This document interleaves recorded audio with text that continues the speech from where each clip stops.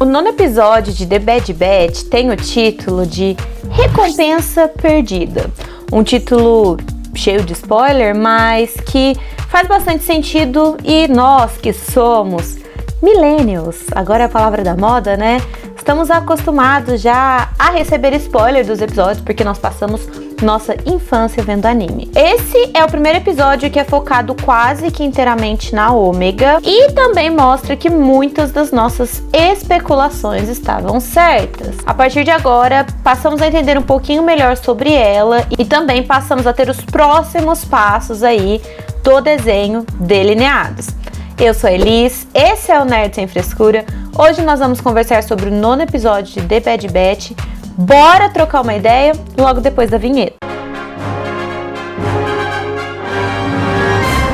Antes de mais nada, não se esqueça que esse vídeo tá lotado de spoiler. Se você não assistiu ao episódio, não estrague a sua experiência. Vai lá, assiste, depois você volta aqui.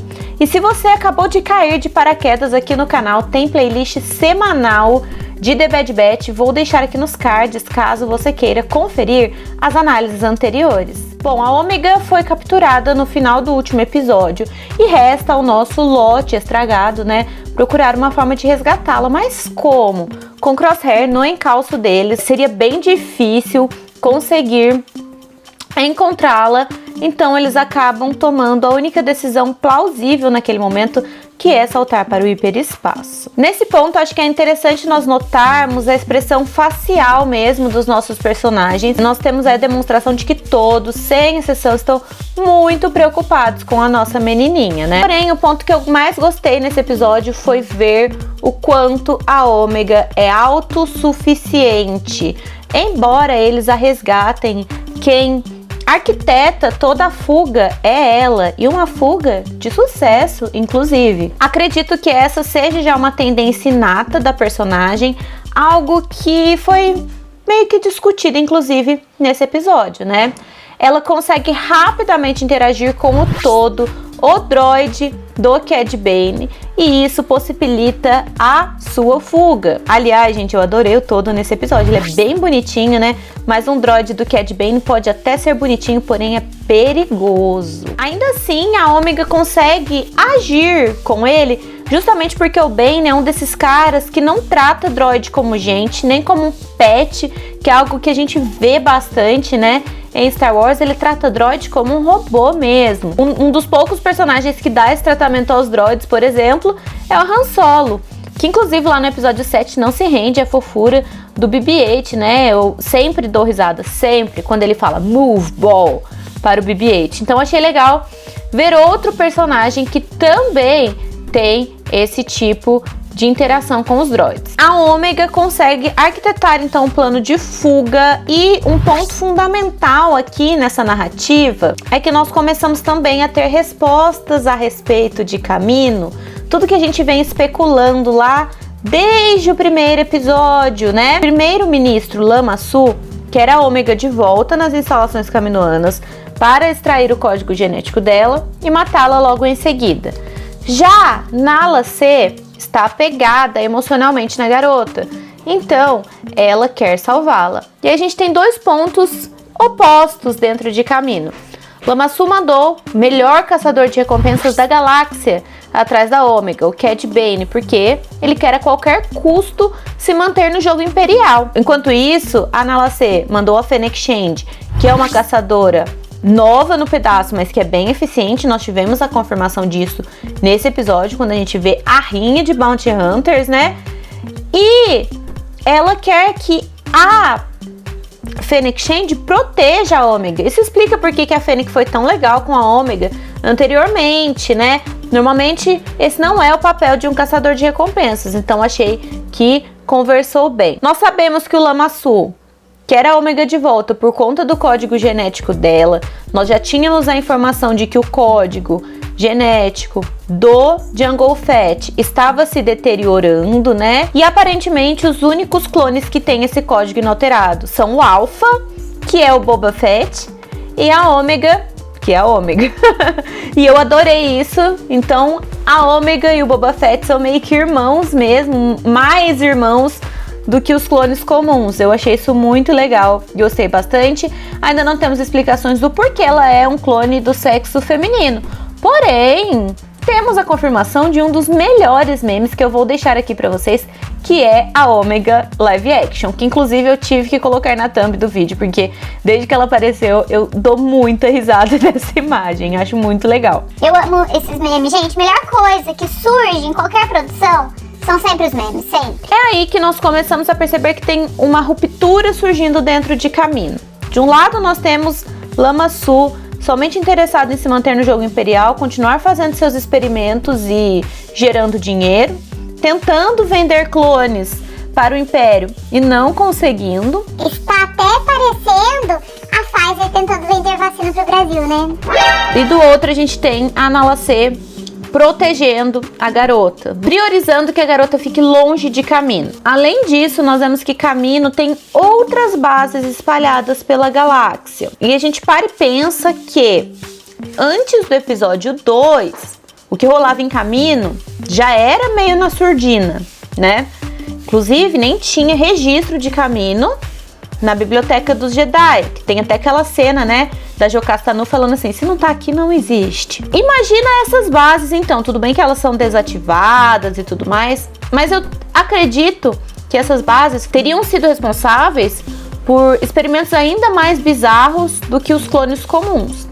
E quando a gente fala de Kaminoanos, nós temos sempre que ter uma pulguinha atrás da orelha com eles, né? A minha opinião é que a narrativa de The Bad Batch vai convergir na criação dos clones sensitivos à força e do próprio Snoke e na obsessão do Império em encontrar o Grogu, essa criança sensitiva à força. Então, eu acho que eles estão aí fazendo esse tipo de experimento para poder oferecer algo diferenciado ao Império, já que os clones comuns não interessam mais a ele. E o que interessaria mais ao Império do que clones sensitivos à força? Acho que isso poderia explicar o símbolo de Kamino nas vestimentas do Dr. Pershing lá no comecinho de The Mandalorian, logo na primeira temporada, depois ele retorna na segunda, né?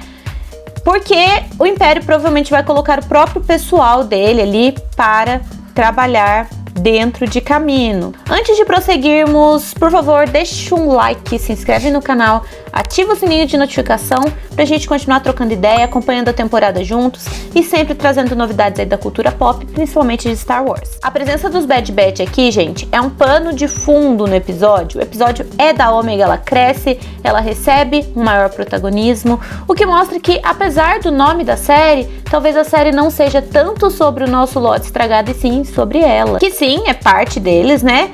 Mas que ingressou ao esquadrão depois. Eu gostei bastante do fato de que o Hunter foi bem sincero com ela, falou que ela é especial e que por isso Kamino quer de volta. Isso faz com que a relação deles amadureça, cresça, algo que eu queria sim ver mais, até porque os últimos episódios foram focados na relação dela com o Wrecker, o que é bem legal, eu adorei, vocês sabem, quem acompanhou os vídeos aqui no canal sabe. Mas essa relação paternal entre o Hunter e a Ômega ficou meio estacionada durante um tempo. É algo que já tinha começado a ser desenvolvido logo no início da série. Então, a gente precisa que tenha uma continuidade, certo? Agora, nós também temos o prenúncio de que algo ruim vai rolar, porque o Hunter prometeu pra Ômega que ela não vai voltar pra Kamino.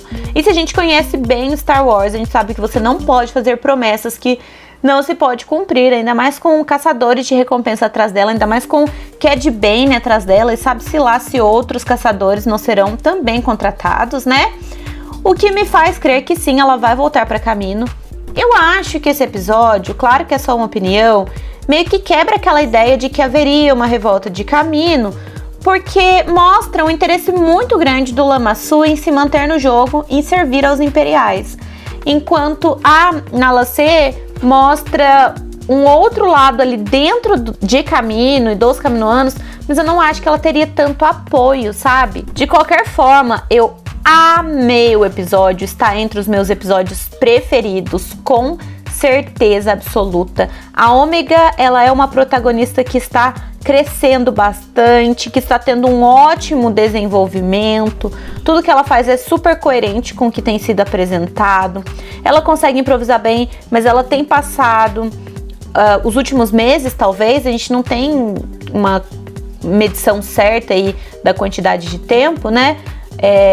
Na companhia de um esquadrão tático que parte muito do improviso, então isso mostra que o treinamento dela tem sido sim efetivo. O episódio transcorre de forma bem fluida, apresenta elementos importantes e eu gosto que apresenta soluções simples para problemas que inicialmente pareciam sem solução, sabe? A série aos poucos está ganhando um ritmo super gostoso de acompanhar, do mesmo estilo que a gente vê The Clone Wars, Rebels, que também demoraram um pouquinho para engatar, mas que depois que engata, são objetos de paixão mesmo dos fãs de Star Wars. E eu gosto como as surpresas vão aparecendo aos poucos, cada hora uma pecinha desse quebra-cabeça que é a trama de The Bad Batch. Além disso, a direção de arte está de parabéns, a animação é linda. Eu acho que nós que acompanhamos The Clone Wars desde bastante tempo, né? É muito legal ver a evolução dessa animação que começou lá em 2008 com o filme animado e agora a gente vê como que a animação tá linda, perfeita. E essa série tem sido um bônus para nós fãs de Star Wars. Eu acho que está sendo muito bem escrita, muito bem dirigida. Essa nova equipe criativa que está cuidando das séries animadas de Star Wars mostra a que veio. Nós vemos que ela tem um estilo um pouco diferente, porque o Dave Filoni já não encabeça mais tanto as animações, né? Mas essas equipes criativas agora estão sendo bem consolidadas e mostrando que estão aqui para fazer um bom trabalho. Agora eu quero saber de você, o que você achou do episódio, se você gostou, se você não gostou, qual foi a parte que você gostou mais, qual foi a parte que você gostou menos. Comenta aqui que eu quero saber. Não se esquece também, vou pedir mais uma vez, de deixar um like maroto, de também se inscrever no canal. Verifica aí se você já é inscrito, porque eu sempre vejo nos relatórios que a maioria das pessoas que assistem aos meus vídeos não são inscritas no canal. Inscreva-se aí que eu tenho certeza que você não vai se arrepender. E se você se arrepender, depois é só desinscrever, né? E se você quiser, me siga também nas minhas redes sociais, vou deixar aqui na tela, tudo que vocês já sabem. É isso então, galera. Eu agradeço muito quem assistiu até aqui. A gente se vê em breve. É nóis e tchau!